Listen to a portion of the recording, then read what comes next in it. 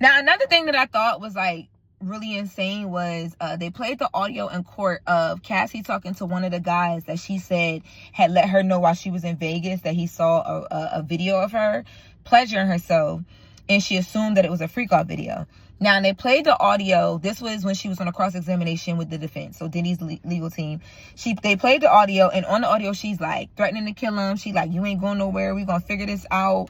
I'm trying to get to the bottom of it. He was alleging that he had the video on his phone, and then she was trying to see the video. Then it wasn't there, but she was saying that like, you know, she was gonna kill him, and her hands wasn't gonna have to get dirty, and you know, all these things. And to me, I feel like they were trying to again show that she also had an angry side to her, but I thought that didn't really play well in their in Diddy's team's defense, only because I felt like it was like overkill a little bit. It was like, okay, anybody in their right mind, whether you have jealousy in you, anger in you, this is your normal character, you were actually going to do something to the person or not.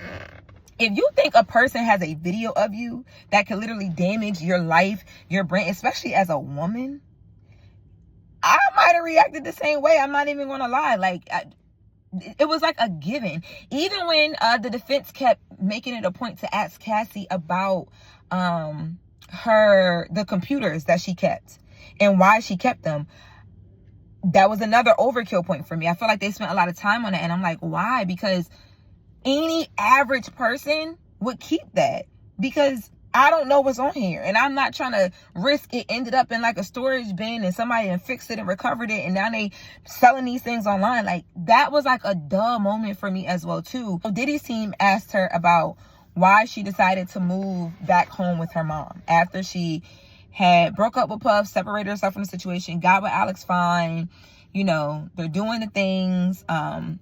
Why did she decide to move back to Connecticut with her parents? What was her financial situation like? They said that she had announced a tour. And then they pointed out that once she filed the civil suit, she decided to back up off the tour.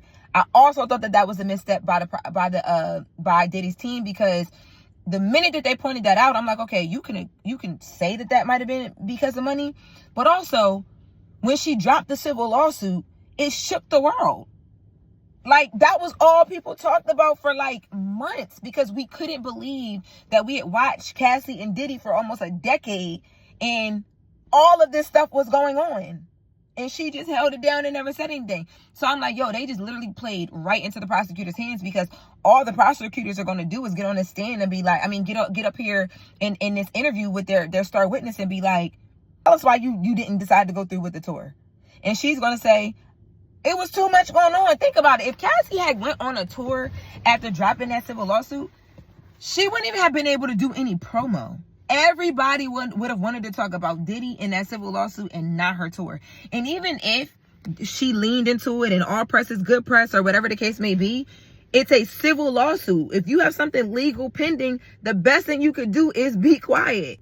So I thought that was a misstep. Diddy's team was trying to make the point that she basically was going through financial hardship, and that's why she moved back in with her parents and with her family. Then they're like, do you have like any pending lawsuits? And like basically trying to, I was like, why are they asking her, does she have any pending lawsuits? But again, we didn't know that she had got a whole settlement from the Intercontinental Hotel, which is where that the beating video went down that CNN released, right? So they asked her, like, you know, does she have any current like lawsuits or anything that she's filed since filing that civil lawsuit against Puff that she settled for the $20 million? And she's like, no. And they were like, and so you guys just reached a settlement.